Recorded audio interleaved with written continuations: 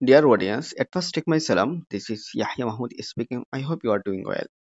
In this lesson, we are going to learn how to complete as writing answer sheet.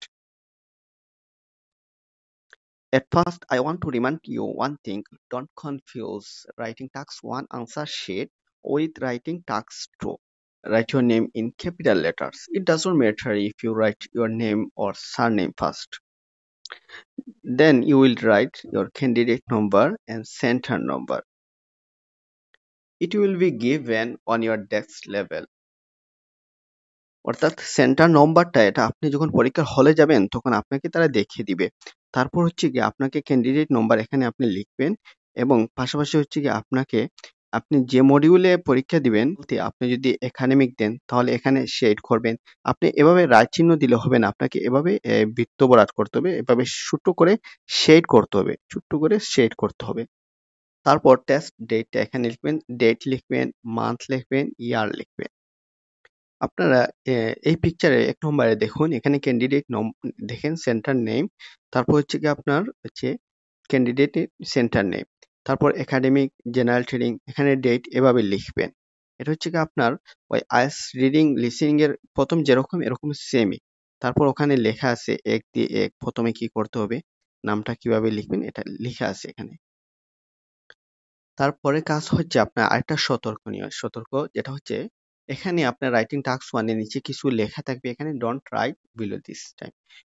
এখানে কিছু একটা এই জায়গার মধ্যে আপনি লিখতে পারবেন না। তারপর হচ্ছে কি আপনার রাইটিং টাস্ক 1 এখানে আপনার আনসার শিট লিখবেন। তারপর হচ্ছে কি আপনি ওখানে রাইটিং টাস্ক 1 এর দ্বিতীয় পেজেও ওখানে কিছু পাবেন অফিসিয়াল ইউজ অনলি। ওখানেও কিছু লিখবেন না।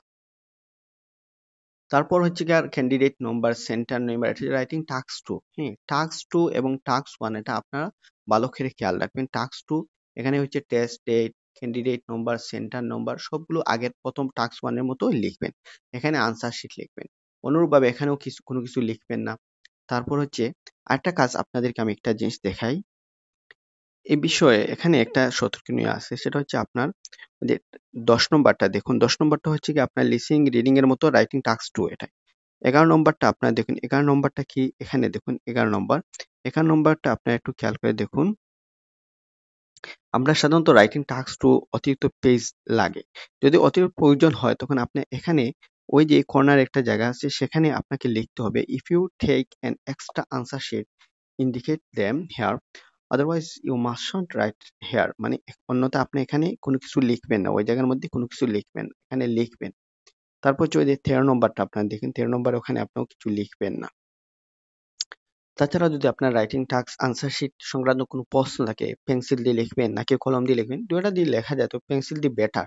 কারণ পেন্সিল দিয়ে আপনি যদি কোনো কিছু ভুল ত্রুটি হয় তাহলে আপনি ইরেজ করতে পারবেন, মুছতে পারবেন। আর যা কলম দিয়ে পারবেন না। এবং পাশাপাশি আপনাকে লেখাটা সুস্পষ্ট হতে হবে।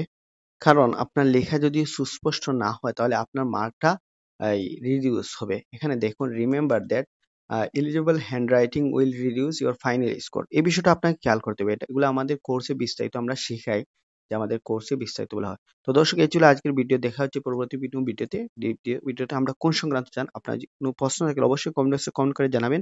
আপনি যদি আমাদের অনলাইনে যে কোনো কোর্স গ্রহণ করতে চান তাহলে আমাদের সাথে যোগাযোগ করতে পারেন। আমাদের অনলাইনে বিভিন্ন কোর্স রয়েছে, ল্যাঙ্গুয়েজ প্রফিসিয়েন্সি কোর্স, এখানে হচ্ছে স্পোকেন ইংলিশ বলতে পারেন। এখানে আইএলটিএস কোর্স রয়েছে, ওয়াইটিসি কোর্স রয়েছে, কাস ইন্টারভিউ। তারপর হচ্ছে আমাদের আরবিক, যেটা আমাদের রমজানে খোলার প্ল্যান রয়েছে। তো আমাদের বিভিন্ন ব্যক্তিগত প্যাটার্ন, আমাদের পদ্ধতি শিখায়। আপনারা চান তাহলে যোগাযোগ করতে পারেন। এ পর্যন্ত সবাই ভালো থাকুন, সুস্থ থাকুন। আল্লাহ হাফিজ।